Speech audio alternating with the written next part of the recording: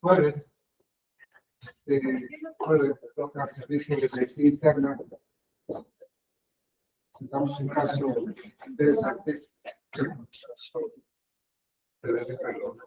Migración a fin del mes que estamos pasando.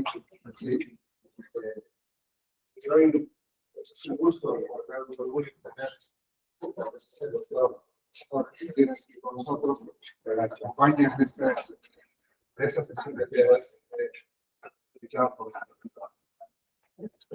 está el doctor Wenger. En este caso que lo vamos a presentar a la doctora. Adelante, doctora. Sí, buenos días, gracias a todos. La doctora Beatriz va a presentarnos este caso y, bueno, revisar la literatura. Volver a comentarles la inquietud de estar tratando de enviar todos los casos interesantes a otras plataformas.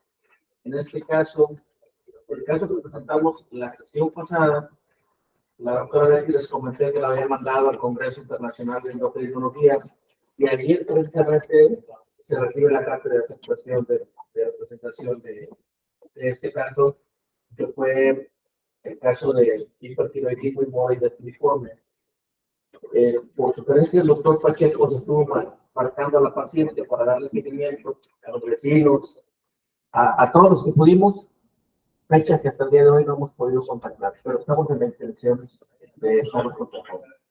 En este caso, yo quisiera darles una idea, sobre todo sospechar y lo más protocolizado que podamos, apegado al guía de manejo, apegados a hay posicionamientos de las sociedades, bueno, sospechar. Con eso me quedo, presentar mi caso.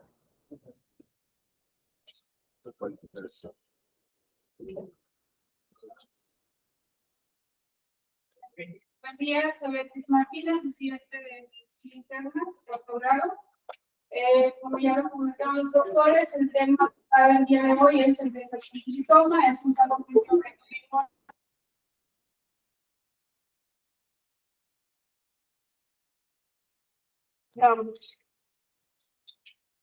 bien, empezamos con el desarrollo del caso de la paciente de 26 años, originaria siempre de Ciudad Victoria. Titularidad de Ciudad de Completo, página de campo, civil, unión libre, documentos, religión cristiana y desciende para las actividades de la vida diaria. Sus antecedentes familiares, madre viva aparentemente sana, padre vivo con antecedente de asma, cuenta con 2 hermanos aparentemente sanos. En los personales no patológicos, ella intenta ser propia, cuenta con servicios de orientación completos, habita con personas, cuenta con procesos, hábitos químicos de este tipo regulares, inmunizaciones por una dosis para SARS-CoV-2 y el resto preguntados y negados. En cuanto a los personales patológicos, ella tiene antecedente de hipertensión arterial sistémica de 3 años de diagnóstico, posterior a su embarazo, que se diagnosticó como una preeclampsia.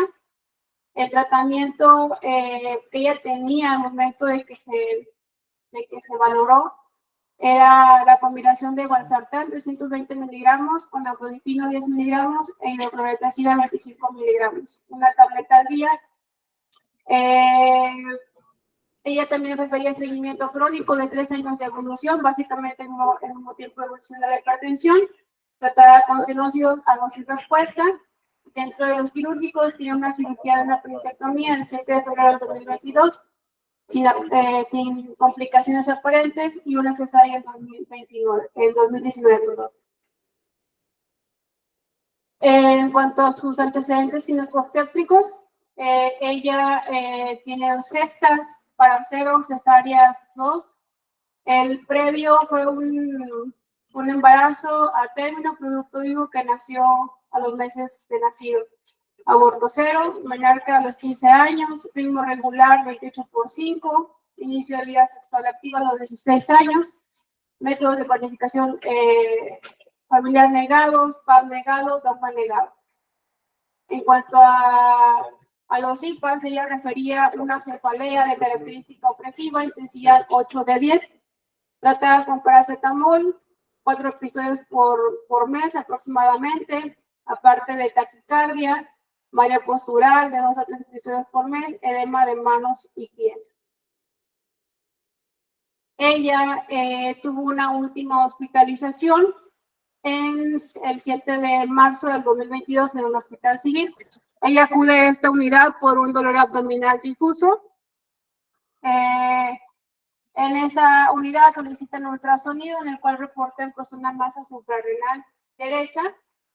Por lo tanto, se solicita una tomografía de abdomen en el cual se reporta masa heterogénea suprarrenal derecha que mide 5.2 por 3.5 centímetros con una unidad Schonfeld de más de 125.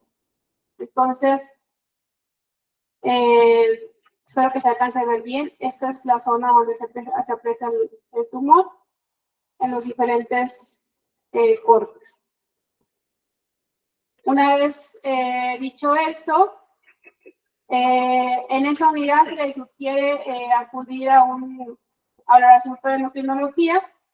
Ella es referida a esta unidad, es atendida en la sala de urgencias el día 15 de marzo del 2022. A su valoración en urgencias, lo relevante es una presión arterial de 150/110, frecuencia cardíaca de 124. El resto de los signos están normales. En cuanto a los parámetros fuera de rango de la bioquímica, unas proteínas totales de 9.1 en los pHs, leucos de 12.500, unas plaquetas de 548.000, una glucosa de 139, en el Evo unas proteínas de 100 y glucosa de 100. Y en cuanto al electrocardiograma, solamente se reportaba una taquicardia sinusal. Posteriormente, pues se solicita valoración por parte de cirugía y por parte de medicina interna. El servicio de cirugía solicita cortisol sérico, ácido vanillimandélico, metalefrinas en orina y perfil estrogénico. Por parte de nuestro servicio de medicina interna, pues se le da seguimiento al control de la presión arterial y se deja tratamiento con losartán, 50 miligramos de oral cada 24 horas y interleucino 30 miligramos de oral cada 8 horas. La paciente en ese internamiento pues, estuvo prácticamente 3 días con nosotros en vigilancia. Es egresada el día 18 de marzo.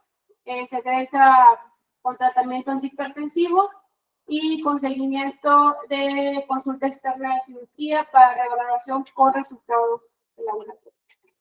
Ella es revalorada en la consulta de cirugía general con los siguientes resultados de laboratorio: metanerfinas en orina de 706 y séricas de 3.711 picogramos, que pues están por encima de los valores de referencia.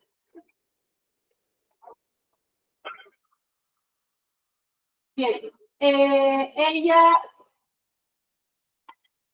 como ya lo comenté, el día 16 fue valorada por cirugía general, el día 17 es valorada para una valoración preoperatoria por parte de medicina interna y con fecha de ingreso para resolución de su problema, ya con el diagnóstico de feocromocitoma, se ingresa el día 27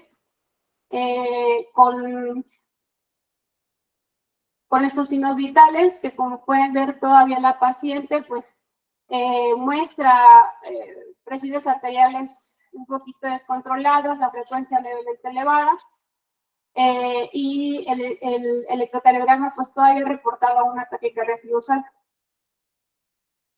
Una vez ya ingresada, pues se hace la valoración por endocrinología y pues se sugieren algunas recomendaciones para este tipo de pacientes para el pre, el trans y el postoperatorio. Dentro de las indicaciones o las sugerencias por endocrinología, pues es una dieta alta en sodio que consta de 5.000 gramos de sodio al día, un adecuado volumen de líquidos, y pues evitar medicamentos liberados de catecolaminas para el transoperatorio, en el caso de que haya hipertensión se da la recomendación con nitroprusiato en infusión o sulfato de magnesio, pues, de impregnación y posteriormente infusión. Para el postoperatorio, pues el control de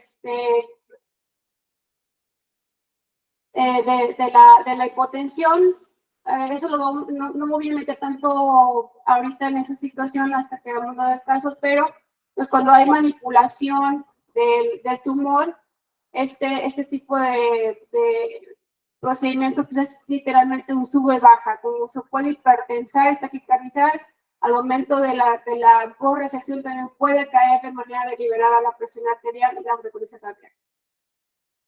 Entonces, eso serían dentro de las recomendaciones de endocrinología. La paciente se ingresa al quirófano el día 28 con una presión arterial de 209/140. Ella pues requiere de tratamiento con nitroprusiato y Enpulón. Posteriormente a la manipulación del tumor, como ya lo comenté previamente, pues hubo una caída de la presión arterial y pues hubo requerimiento de infusión con norepinefrina. Asimismo, se requirió de una interconsulta para el manejo conjunto con medicina crítica. La paciente estuvo aproximadamente 2 días bajo vigilancia hemodinámica. Durante esos 2 días se realizó el destete de la infusión de norepinefrina y posteriormente se egresó a piso.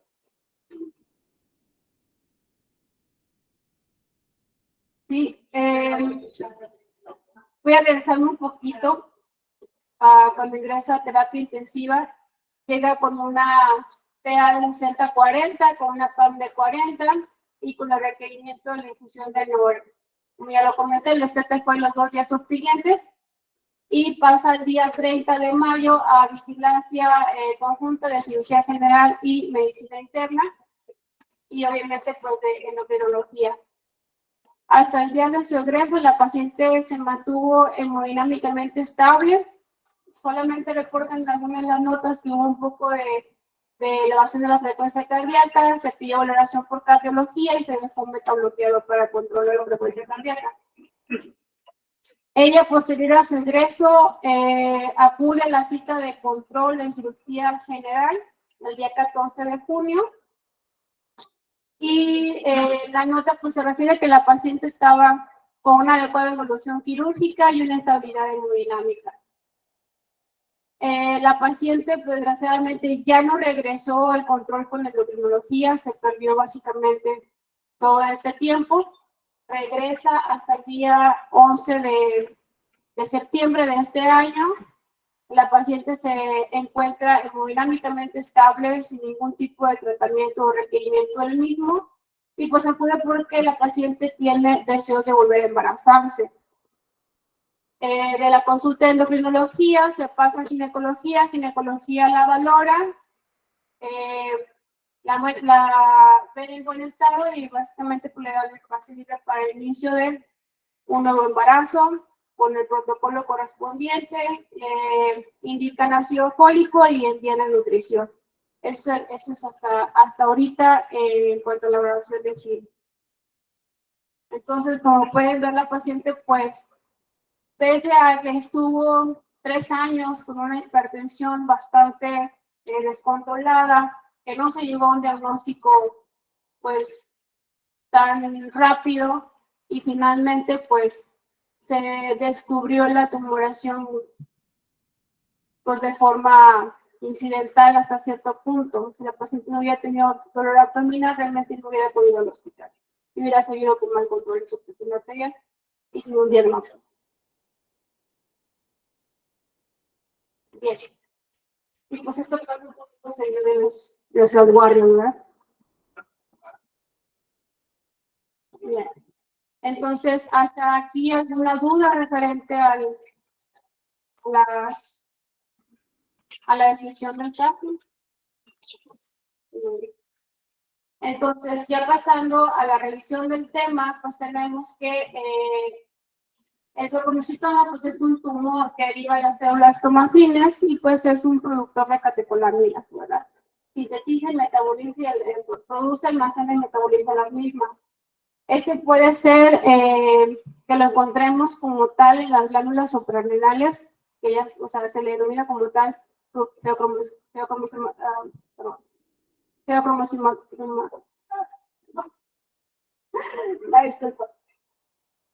si lo encontráramos fuera de las glándulas, o sea, extrarrenal, pues ya no sería un ferromocitoma, sería o se denominaría un paraganglioma. ¿Okay? Eso puede ser que se encuentre en área, en tórax, en abdomen o en pelvis, o incluso pues en cuello. Y bueno, haciendo un poquito de repaso en cuanto a la anatomía de la glándula, pues esta consta de una cápsula, un córtex y una médula. ¿Okay? En la cápsula, pues tenemos una zona glomerular que es donde están o se producen los mineralocorticoides. El córtex, donde hay una zona articular, donde se producen corticoides, y en la médula, una zona reticular, donde hay hormonas sexuales, y dentro del córtex todavía, y en la médula, producción de epinefrina y norepinefrina. ¿Okay? Siguiente. Pasando a los datos de epidemiología, el 90% de los leucomocitomas son de origen esporádicos, el 10% de estos tumores restantes se encuentran asociados a síndromes genéticos de tipo hereditario, como puede ser la neurofibromatosis de tipo 2, que de este 10% representa el 2 al 3% de lo que se puede presentar ese tipo de tumores. En la enfermedad de von Hippel-Lindau es de un 10 a un 20% del 10% previamente mencionado, y la neoplasia endocrina múltiple de tipo 2 hacen un 50% de estos pacientes que padecen de este tipo de problemas. La incidencia anual del fibromocitoma es de 2 a 8 casos por cada millón de habitantes y una prevalencia de 0. a 0.6% en pacientes con hipertensión. Constituye pues, una causa frecuente de incidentaloma suprarrenal hasta en el 6.5% de dichos tumores. Se puede presentar entre la cuarta y quinta década de la vida, y del 2 al 10% son metastásicos. La incidencia del paraganglioma es de 0.6 casos por cada 100,000 habitantes. Y bueno, repasando un poquito la fisiopatología, pues vamos a empezar primero por lo que es la síntesis y el metabolismo de las catecolaminas. Y pues todo empieza con la tirosina. Esta sufre un proceso de hidroxilación por medio de la tirosina hidroxilasa en compañía de la tetrato hidrobiopterina. Estas en conjunto van a producir L-dopa, y esta va a sufrir una descarboxilización. Eso por medio de la dopa descarboxilasa con un factor que va a ser la vitamina C. Estas van a producir dopamina. Igualmente, esta ayudada de la dopa beta hidroxilasa y el cofactor vitamina C van a producir norepinefrina. Asimismo, la norepinefrina, acompañada del cofactor de la enzima S-adenosilmetionina, va a sintetizar epinefrina, y estas pues van a sufrir oxidación por la monoaminoxidasa. Su producto final pues va a ser la normotenafrina y la metinefrina. así como el ácido vanilínico. Ahora, ¿de qué manera o qué papel juega en esta liberación de catecolaminas? Estas van a tener efectos estimulantes sobre los receptores alfa-adrenérgicos y beta-adrenérgicos. Los efectos que van a tener sobre los receptores alfa-adrenérgicos van a hacer constricción interna en los vasos sanguíneos, van a aumentar la contractilidad cardíaca, va a aumentar la gluconeogénesis y la glucogenólisis, y va a haber también disminución de la peristalsis. El estímulo que van a tener sobre los beta-adrenérgicos va a haber aumento de inotropismo y cronotropismo.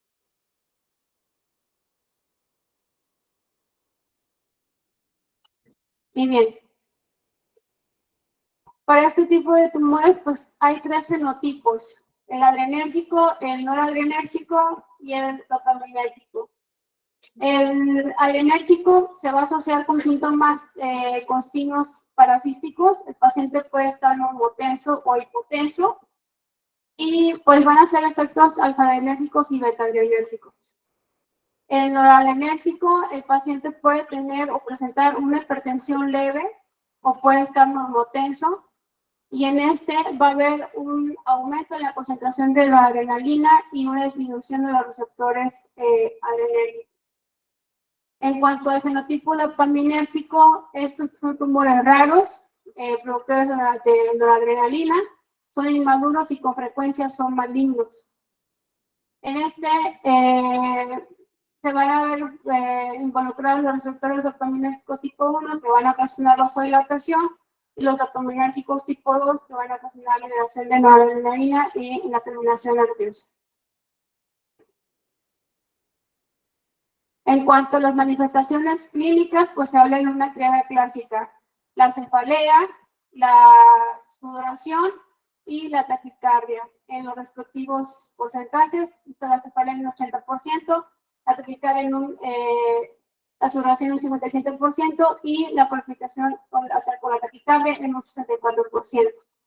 El paciente, como ya lo comentaba anteriormente, puede estar normotenso, puede estar hipertenso, o puede haber una hipotensión ortostática, alteraciones gastrointestinales, alteraciones cardíacas, otros síntomas como aumento de la temperatura, situaciones extremas, pues un edema pulmonar o incluso un abdomen agudo. De estos síntomas, como vemos, la paciente tuvo gran parte de los síntomas durante todos estos años. Tuvo hipertensa, tuvo alteraciones gastrointestinales, tuvo taquicardia y pues finalmente pues también se presentó con un dolor abdominal.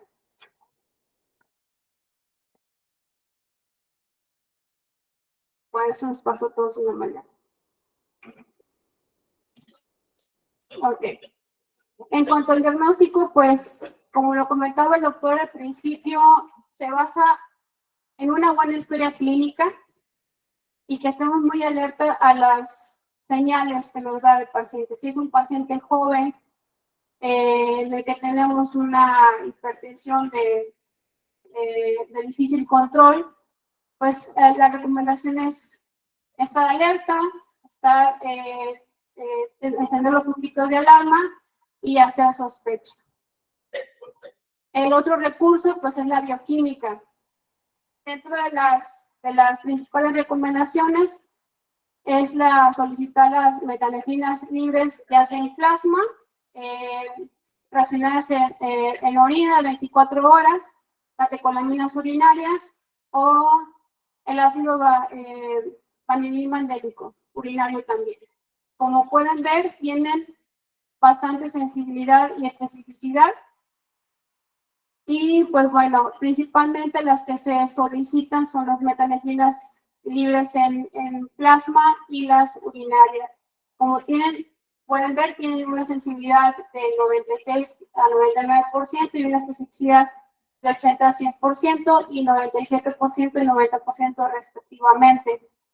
Hablando de las metanefrinas libres en plasma, pues se considerarían positivas cuando estas estén 4 veces arriba de su valor de referencia y las metanefrinas seleccionadas en orina, pues cuando esté mayor a 400 microgramos en 24 horas.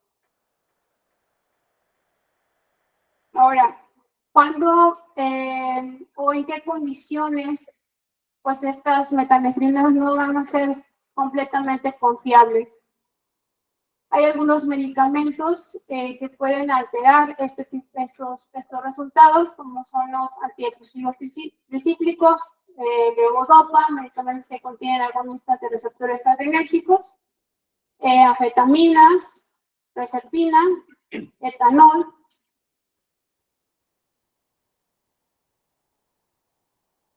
Y bien, ya una vez que se realizó la historia clínica, que se sospecha, que se solicita la bioquímica, pues también nos podemos apoyar de un estudio de imagen, ya sea una tomografía o una resonancia. Eso va a depender pues obviamente del medio en el que estemos, particularmente. La función percutánea está contraindicada en este tipo de, o más bien si se sospecha de este tipo de tumores por la descarga que puede haber de catecolamina. Cuando no se tiene un diagnóstico concluyente con este tipo de imágenes, pues la recomendación es hacer estudios de medicina nuclear. Entre ellos está la tomografía por emisión de positrones o la gamografía con metayodo del 50 ml. Disculpen. Bueno, esos son los dos más recomendados. Y bien, voy a hacer solamente un mayor hincapié en cuanto a las características radiológicas de los tumores suprarrenales, enfocándome en el trombomocitoma. En cuanto al tamaño, lo refieren mayor a 3 centímetros, la forma ovalado y margen liso. En cuanto a la textura, la marcan como heterogénea, la lateralidad unilateral, en el realza de contraste marcado y pues con una unidad Hounsfield de más de 10 en el pre y más de 40 en el post. En cuanto a la resonancia, la tumoración se va a ver hiperintensa en T2 y hace referencia a necrosis, hemorragia o calcificación, la marcan como frecuente. Esto haciéndolo en comparación con un adenoma que, como pueden ver, es de menor tamaño. La forma es básicamente igual, la textura es homogénea, la lateralidad es igual, el realce es más limitado y las unidades Hounsfield al pre y al post contraste pues es mayor. Y bueno, en cuanto al tratamiento, lo que más se menciona en los artículos pues es una adenoidectomía laparoscópica. En el caso de la paciente fue una anterior derecha, hicieron un abordaje, una incisión supraumbilical. Ese fue el abordaje clínico que se hizo con esta paciente. En hospitales pues más sofisticados incluso mencionan la cirugía robótica.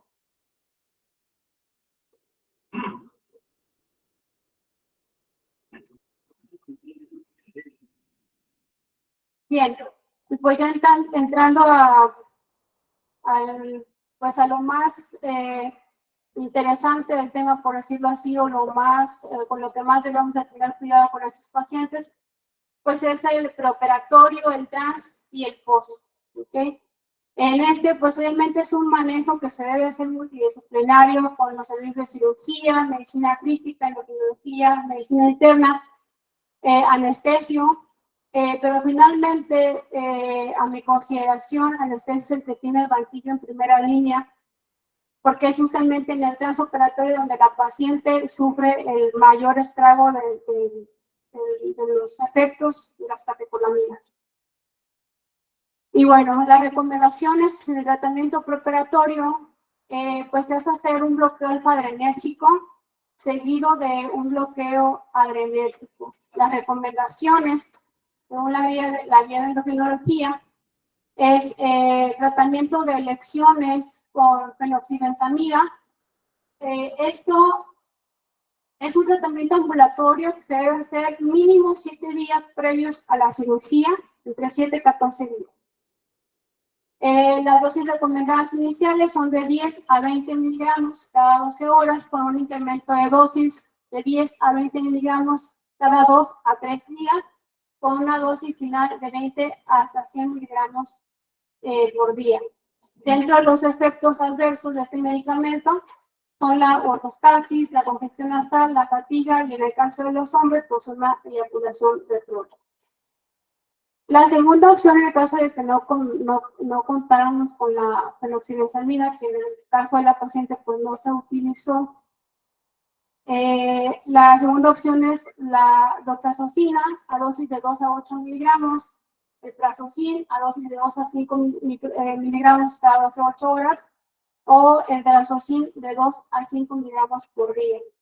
Los efectos adversos, pues es la hipotensión postural, a diferencia del anterior, pues este dura 24 horas y este tiene una duración mucho más corta. En cuanto al bloqueo beta-adrenérgico, este se debe hacer de 2 a 3 días previos a la cirugía.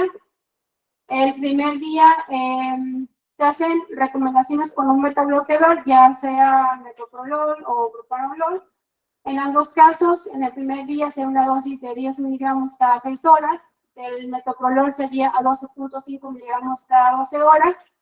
En el segundo día se haría una dosis única de acción prolongada con dosis máximas de propranolol de 120 miligramos al día o metoprolol de hasta 200 miligramos al día.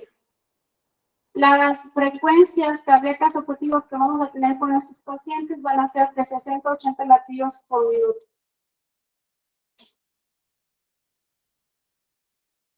Otra de las recomendaciones u opciones es utilizar bloqueadores en los canales de calcio. En hace la recomendación de nicardipina a 30 miligramos cada 12 horas o amlodipino de 2.5 a 5 miligramos cada 24 horas. Otra de las opciones es la metilocina. Esto con la mención de que el primer tratamiento o la segunda opción no haya sido suficiente para la paciente para poder controlar la hipertensión, la taquicardia. Y se hace la recomendación de el primer día de 250 miligramos cada 6 horas, el segundo día 500 miligramos cada 6 horas, el tercer día de 750 miligramos cada 6 horas y un día previo a la cirugía se da una dosis de 1000 miligramos cada 6 horas y la mañana de la cirugía una dosis de 1000 miligramos al día. Esta sería una indicación, como ya lo comenté, que no haya sido adecuado el tratamiento suficiente o que la resección vaya a ser difícil o que sea un paraganglioma maligno o que se vaya a hacer una ablación por radiofrecuencia en sitios metastásicos.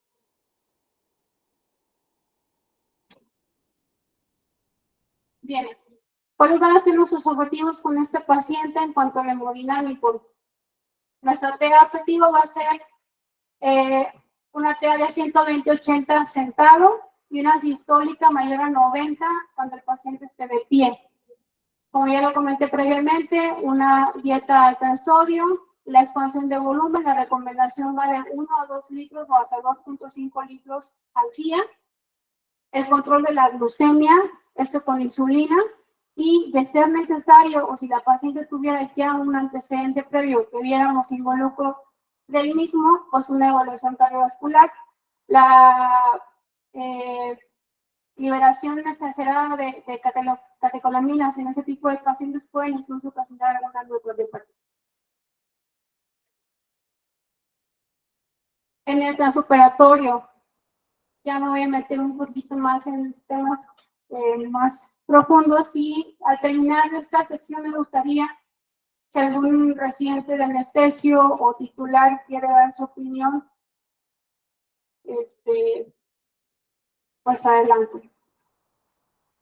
Las recomendaciones que se hacen, pues es la monitorización de los signos vitales, tener un catéter venoso central y una guía periférica gruesa, y eso para la administración tanto de medicamentos como de líquidos. Hacen recomendaciones en cuanto a la inducción de la anestesia, recomiendan la lidocaína 0.5 miligramos por kilogramo para tener la respuesta a la intubación orotraqueal, evitando broncoespasmo y liberación súbita de catecolaminas. Hacen recomendación sobre propofol para proteger por estos pacientes y más bien recomiendan el sevoflurano como gas porque no es arritmogénico. En cuanto a los bloqueadores musculares, en la elección recomiendan el mefuronio justamente porque no libera histamina y no tiene propiedades autonómicas, a diferencia del propulonio que tiene efecto vagolítico y la succinilcolina, que es un liberador de catecolaminas e histamina. Y bueno, hasta aquí me quedo. No sé si alguien de anestesia quiere opinar referente a lo que corresponde a su servicio. ¿Algo más que quieran agregar?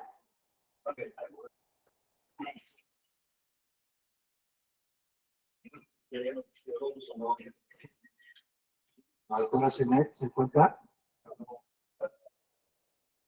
Bueno, efectivamente, como dice la doctora, el manejo pre, trans y postoperatorio del anestesiólogo es recuerdo un caso que tuvimos aquí, una enfermera infantil, la llamada de quirófano vespertino. Ella acudía por dolor en el hipocondrio derecho y contaba que ella estaba enferma de la vesícula y tenía crisis hipertensivas frecuentes. Lo recuerdo muy bien porque era mi compañera de vespertino. Y se decía, doctor, consigan una consulta con el cardiólogo, que me sube la presión, no lo voy a pagar. Total, se le hizo un eco y se detectó que tenía un neuroproductor. Después de mucho andar en ese tema del preoperatorio, se operó la paciente y efectivamente, en el momento que quitaron el tumor suprarrenal, los signos vitales se vinieron al piso, con muy difícil manejo para poder tener cifras tensionales. Tan serio fue la hipotensión que ella tuvo su problema neurológico, su paraplegia, con dificultad de mover las extremidades en el post inmediato y que fue recuperando poco a poco. Desde anda con su bastón. Creo yo que eso fue secundario a la hipotensión severa que tuvo durante el trans y postoperatorio.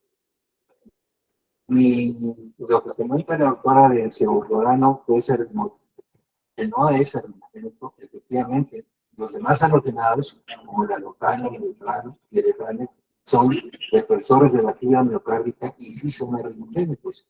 El sevoflurano ahorita es el anestésico en la dirección y es el más recomendado.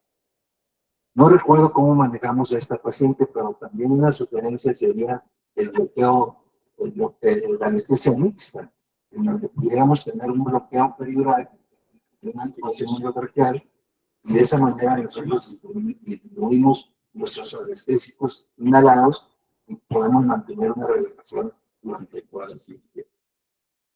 No recuerdo cómo se hicimos un bloqueo peridural esta paciente, no, pero pudiera ser una opción. Y bueno, afortunadamente estos padecimientos no en mi largo vivir de anestesiólogo, creo que tenía dos casos.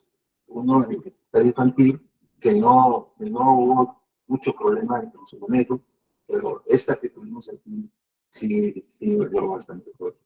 Pero ahí, finalmente, la primera hembra, ya con sus extensiones medicinales normales, con su bastoncito, pero ya activa el quirófano de los plantas.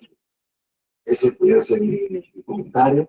El opuronio que dice la autora no es liberador de histamina, el sevoflurano, un bloqueo peligrante, preparar el preoperatorio y transoperatorio con beta bloqueadores para tratar de evitar la hipertensión y las taquicardias y las. Muchas gracias. Si alguien Muñoz quiere comentar alguna cosa o alguno con anestesiólogo o presidente. Buenos días. Bueno, en mi experiencia también nada más he tenido 2 casos de teobromocitoma, uno en el INCAN y uno en la 34 de Monterrey. No, yo era residente, no era el adscrito de la sala. Lo que siempre tenemos que tener en cuenta es tener nuestras bombas de infusión por los cambios que vamos a tener tan severos, con algún supresor, en este caso la NORE, porque va a haber unos cambios severos. Tener en consideración el volumen que vamos a usar, es muy importante, debido al momento que será un plantaje de las arterias que se ministran hacia el tumor. Va a haber un cambio hemodinámico severo. También cuando se está haciendo la resección hay una liberación importante de catecolaminas. Va a haber una gran producción de uresis. También eso hay que tenerlo en consideración. Hay que controlar también en el momento previo, cuando se está haciendo la manipulación. Una de esas la vi que se hizo por insuflación, laparoscópica, con volúmenes bajos, disminuyendo también a los cambios hemodinámicos que pudieran presentarse por recompresión a nivel de los grandes vasos. Pero realmente todo tiene que ver con la preparación previa que se tiene que tener con los pacientes, cómo lo estamos metiendo a sala, y siempre tener a la mano las bombas que vamos a ocupar en la ocasión que lo tenemos, tanto para controlar una hipotensión como una hipertensión, porque podemos pasar en 5 minutos de una a la otra. También tener el esmolol, eso sería una recomendación importante para cuando tengamos estos pacientes, porque sí lo vamos a tener un problema. Ahora también, como mencionaste, en el cuadro clínico, ese cuadro es clásico del comportamiento de los pacientes posteriores a la cirugía. De repente pueden mantener una bradicardia severa y también hay que recuperarlos. Entonces, la hipoperfusión es uno de los cuidados que tenemos que tener. Nosotros siempre vamos a tener, nuestro ideal es querer tener al paciente normotenso previo, pero cuando ya hay la modificación y la disminución del aporte adrenérgico, eso puede causar una hipotensión severa y probablemente las consecuencias que mencionó el doctor Castañeda. Pero realmente líquidos sería también lo que hay que tener en cuenta. Y la calidad de los líquidos que utilizamos, porque está acostumbrado a tener una vasoconstricción severa, y cuando se acaba esto, pues bueno, va a haber una vasodilatación y va a haber un robo de suministro con hipoperfusión, sobre todo a los órganos principales. En este caso, la preparación preoperatoria, tu dieta de sodio, medicamentos por lo menos 2 semanas antes de los recomendados previa a la cirugía, la solución salina que se recomendaba a la dosis indicada, se verificó en checklist todo lo que ocupaba antes, durante y después. O sea, no tuvimos carreras, no hubo incidencias, no hubo absolutamente nada, y creo que la evolución de la paciente fue mínimo para lo que ocurre normalmente en ese tipo de pacientes. Fue, digamos, muy planeado y una evolución muy bien. De las incidencias mayores y no pensadas que ocurren son hipoglucemias en estos pacientes. Y las hipoglucemias, estamos pensando casi siempre en hiperglucemia, si la paciente se asocia a otra comorbilidad, pero el tema más severo son las hipoglucemias. Y no es por supresión de glucocorticoides, sino por la liberación súbita de catecolaminas, estimulación secundaria de insulina. Entonces, hay que estar pendientes también. Por eso uno de los grandes apartados de seguimiento ahí era el monitoreo de glucosa, ¿no? No tanto por la hiperglucemia, sino por la posibilidad de hipoglucemia de estos pacientes. Doctor Tirado,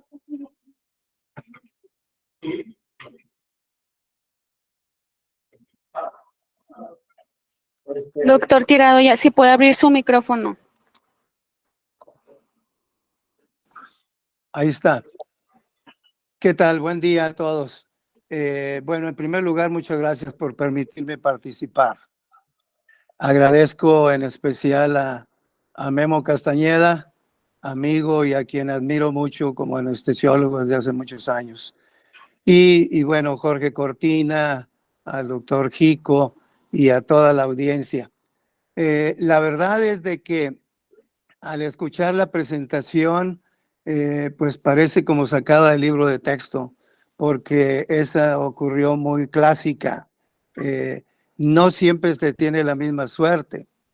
O sea, frecuentemente empezamos y empezaré haciendo comentarios sobre los incidentalomas, porque con el advenimiento y la facilidad de tanta estudio de ultrasonido, TACS y demás, es más común que encontremos bolitas en las suprarrenales que sean no funcionantes.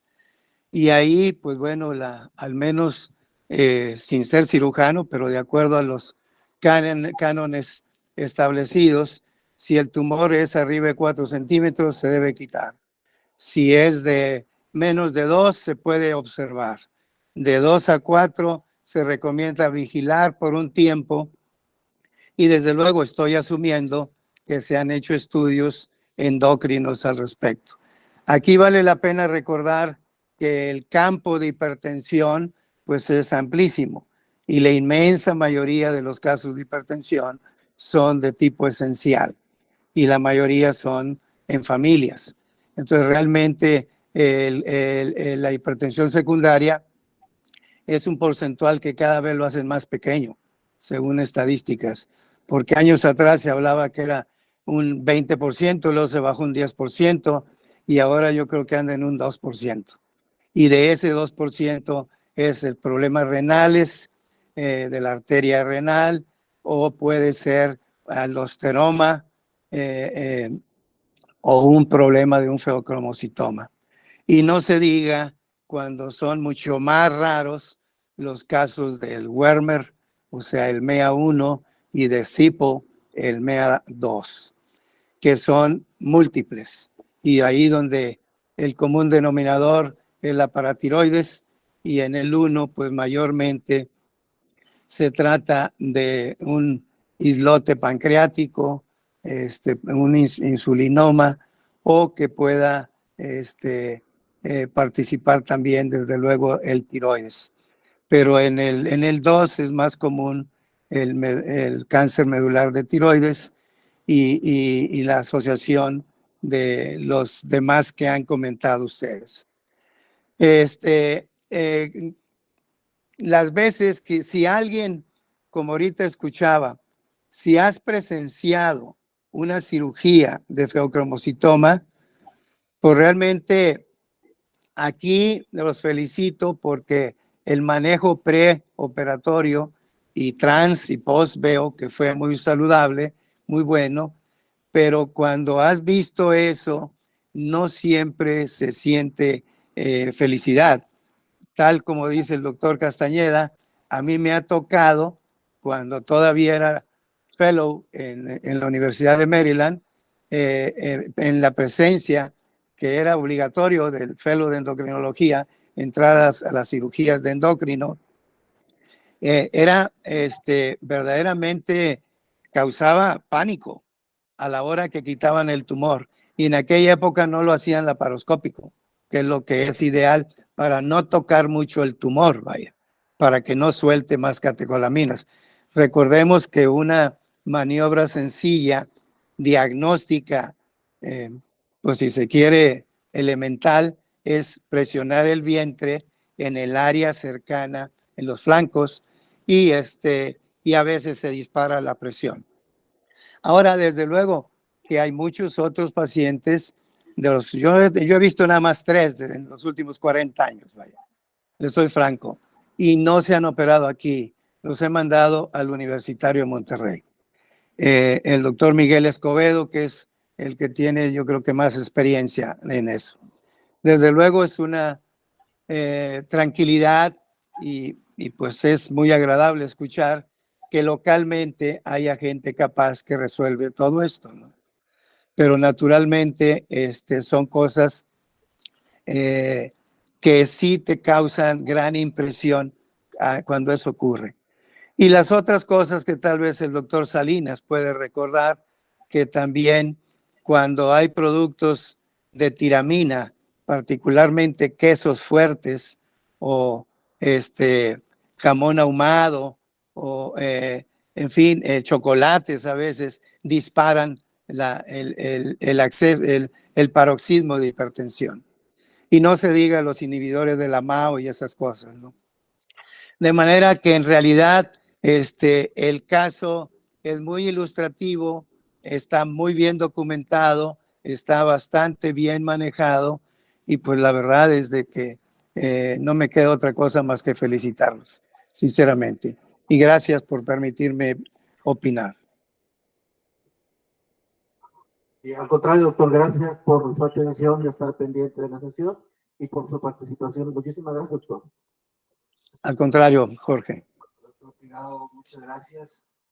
Su comentario pues le da relevancia a la sesión, y para los que no lo conocen, el doctor Tirado fue el primer director de nuestro hospital.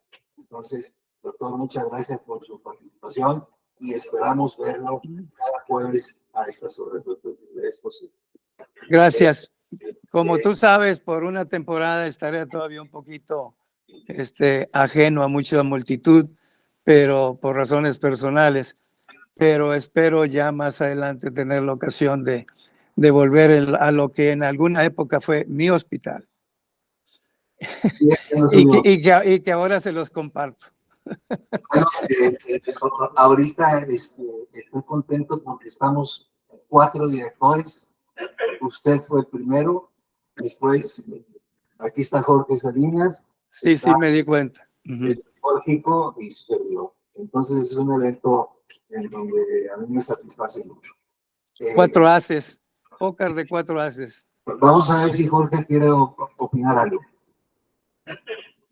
Claro, Memo, pues, primero agradecer a ti, Memo, al doctor Nava, la verdad que fueron tan amables de invitarme también. Y bueno, saludar a un montón de amigos que los extraño bastante y volver a que ha sido mi segunda casa también. Me fui por otras razones y la situación fue de que es extraordinario gusto ver de una persona, una paciente con unas condiciones socioeconómicas, pues que han sido menos favorecidas, ¿verdad?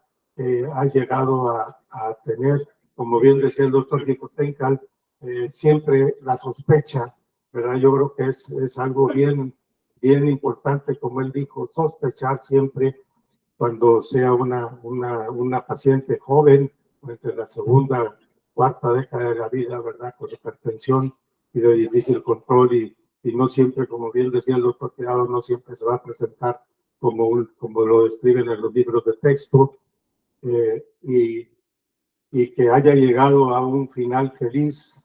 Y pues bueno, realmente sigue siendo un hospital, lo cual estoy muy orgulloso, ¿verdad?, de que así sea, de tercer nivel, ¿verdad?, que no le pide nada a nadie, de que aquí hay gente extraordinariamente bien capacitada y resolutiva. Es un hospital muy resolutivo, de lo cual pues nos debemos de sentir orgullosos todo el mundo, y la oportunidad de que haya tanta gente, tantos médicos jóvenes que tienen la oportunidad de formarse en un hospital de sangre, en un hospital de mucha actividad, en un hospital de alta especialidad, aunque tengamos otro en la ciudad, sigue siendo, pues para mí, el mejor como se atiende, el mejor como se crea, y el mejor por el mismo personal y los médicos que siguen laborando en este hospital dirigido por ti, Memo. Ha sido un placer escuchar también al doctor Tirado, ¿verdad?, con toda su vasta experiencia y conocimientos, y pues la verdad, doctora, felicidades, muy bien presentado el caso, Y pues nuevamente me siento muy orgulloso de todos ustedes y de haber vuelto a esta aula que tanto la quisimos, ¿sí? Muchas gracias, Memo. Estos tumores, cuando yo bien me recuerdo que le decían los tumores del 10%, porque el 10% se presentaban en niños, el 10% eran extra suprarrenales, pues estaban localizados en las cadenas simpáticas paraórticas, como mencionaba la doctora. El 10% eran malignos y el 10%, bueno, había otros, aunque las cifras que mencionó la doctora son menos, pero tomando en cuenta las autopsias y que se encuentran en los pacientes que se la autopsia, es el 10%, bueno, 10 por cada millón, ¿verdad?, de habitantes, lo que se encuentra. Entonces, por eso, y algunas otras cosas, por eso, y que el 10% eran malignos, nada más, los que daban metástasis. Por eso se les Adelante, mencionaba el doctor temor del Tirado. 10%. Gracias, Memo. Gracias, doctor Navarro. Gracias, doctor Tirado. Gracias. Al contrario, Jorge. Mira, la ventaja de estar, perdón, les tomo un minuto nada más. La ventaja de estar viejo y que estás ya más toreado es que juntas anécdotas y no se me olvida que cuando apenas yo iniciaba en la Universidad de Maryland, en Baltimore, mi entrenamiento endocrino, había una gran revolución y discusiones en el departamento, en la división de endocrinología, porque habían entrado a operar una paciente supuestamente con feocromocitoma y nunca lo encontraron. Y ahí vi desde un inicio el valor cívico, la calidad moral y el temple de quien fue mi maestro, el doctor Thomas Connor. Él dijo, no se apuren, yo hablaré con la familia y yo asumo la responsabilidad. Porque obviamente, pues era frustrante que le hicieran estudios, lo operaran y no encontraba nada. Finalmente, que era tan meticuloso, revisó todo y vio que los cálculos que había hecho la química que era del departamento de endocrinología, había hecho mal los cálculos de las catecolaminas. Obviamente, eso fue una pena, pero al menos ahí se demostró que dijo, pues no importa, en algún lugar lo tiene, aunque las cifras no hayan sido exactamente las que deseábamos ver, pero y más adelante se resolvió el problema. Pero bueno, o sea, aún en las mejores familias se batalla. Así es de que nosotros pues no podemos sentirnos incómodos si de pronto batallas mucho para resolver algo o fracasas. Es parte de, como también se ha dicho, nada más el que no ejerce medicina no se equivoca. Gracias. Hasta luego, doctor. Muchas gracias.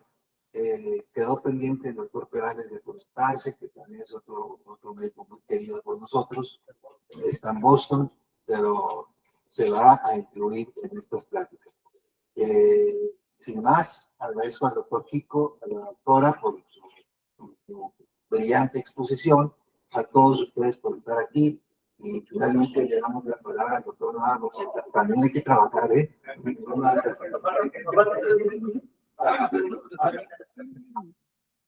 Para cerrar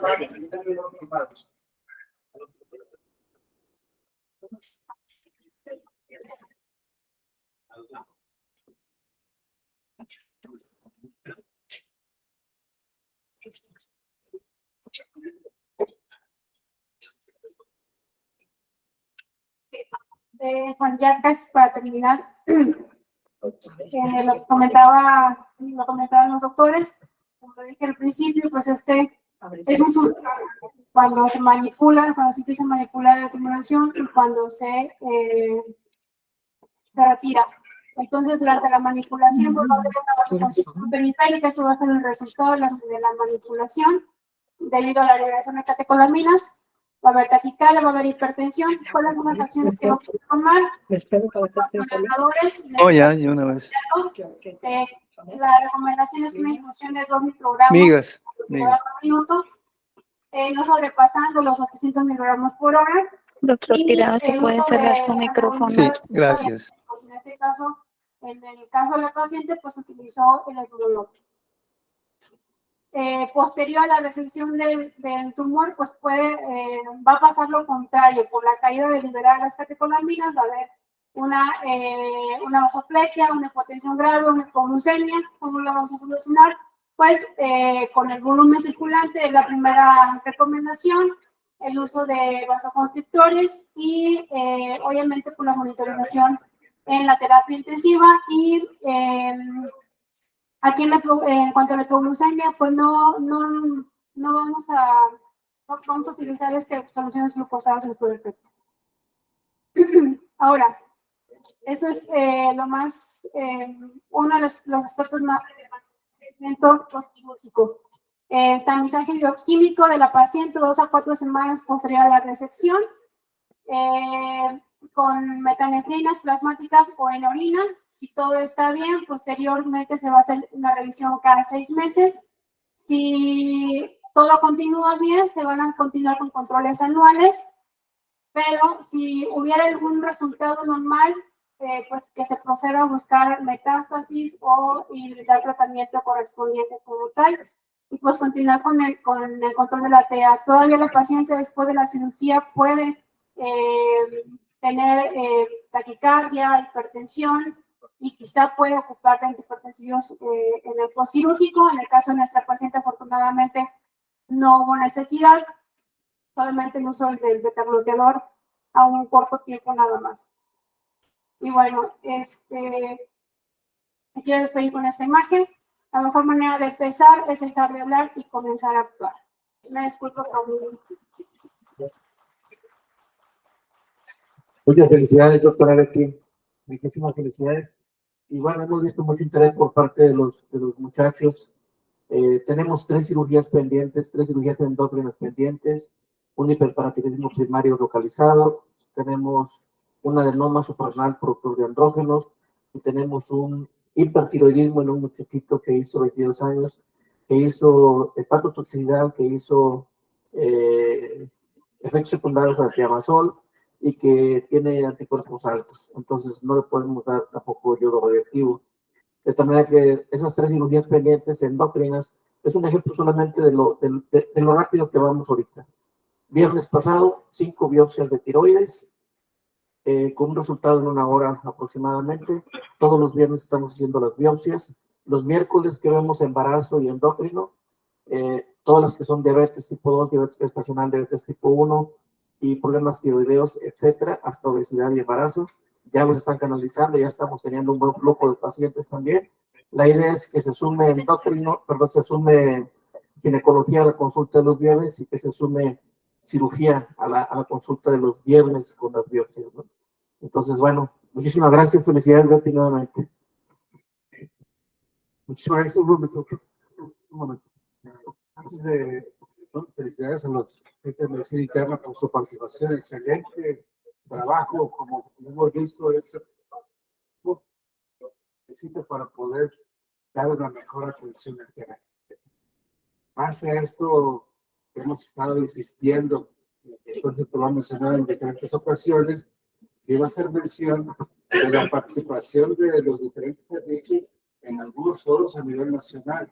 Recientemente, el Servicio de Seguridad General estuvo en el Congreso de Pablo y ha presentado varios trabajos realizados en nuestro hospital y que nos da presencia obviamente a nivel nacional. Creo que pues obviamente es un orgullo para el departamento, para el doctor Checo, general, para toda su gente que está en formación, que queremos que sigan haciendo cada vez más trabajos y que seguramente van a ser el pastor para ustedes en un futuro. Eso va a ser lo que ustedes van a hacer mañana para poder hacer una universidad que se necesite. Se necesita su presencia de 1 o 2 o 3 trabajos en el su apoyo para que puedan hacer su especialidad va a ser muy importante que tengan ese trabajo. También el servicio de traumatología, pues el Congreso de traumatología también estuvo presente con algunos trabajos y Y para terminar, quiero decir que recientemente el servicio de urgencia pues, nos ha puesto las cosas un poco más ágiles en el aspecto de mejorar ese nivel, porque ellos han logrado sacar un primer lugar en el Congreso de Urgencias. Felicidades al Pedro, porque ese trabajo que ha presentado lo ha llevado a tener un reconocimiento a nivel nacional. Felicidades a todos ustedes. Nada más un comentario rápido. No quiero dejar pasar la oportunidad de comentarles que ese caso lo mandó el doctor Kiko conmigo, exactamente. El retraso, o bueno, el tiempo que transcurrió de que, sí, yo tuve la oportunidad de operar a la paciente, de que le detectamos o lo diagnosticamos al que se operó fue porque nos facilitó todo lo que necesitamos para poder hacer el procedimiento quirúrgico. El esmolol, el nitrocruciato, consiguió una pinza de armónico que fue la que operamos. Y afortunadamente se operó un día sábado, gracias al apoyo de la doctora Belén, que ella es cardioanestesióloga, fue la evolución de la paciente. Entonces, gracias porque sin el apoyo de los insumos necesarios no se pueden hacer este tipo de cirugías.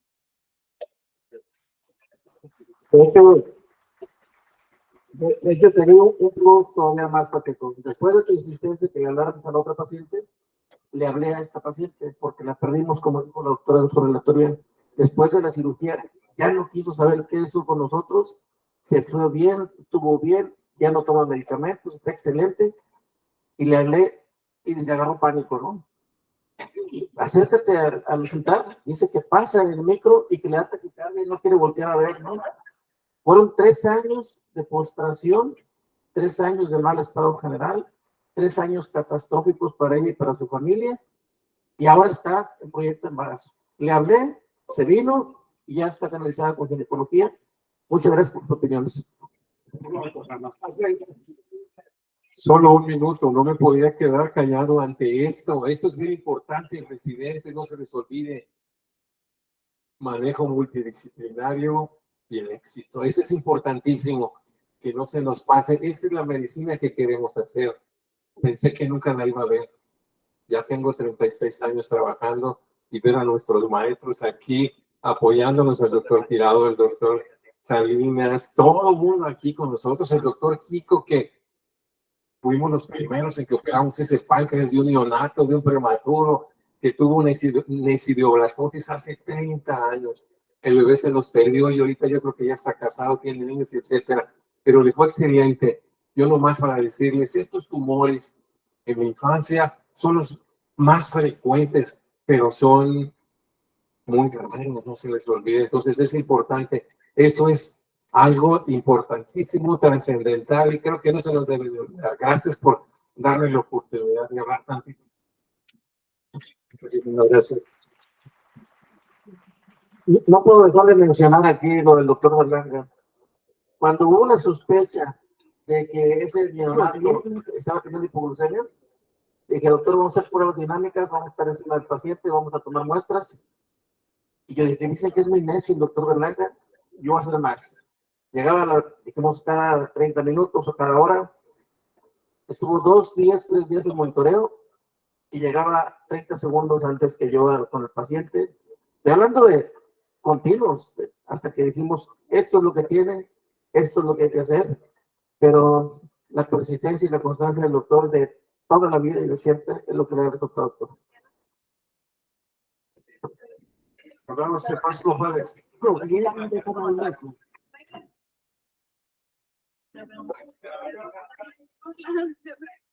a haber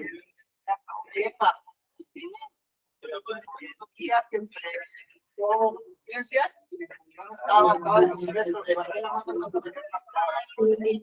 más porque yo no soy director.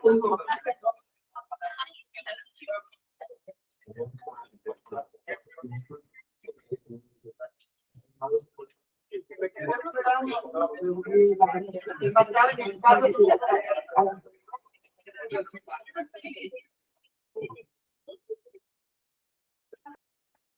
Porque existe disciplinario de todos los que van involucrados.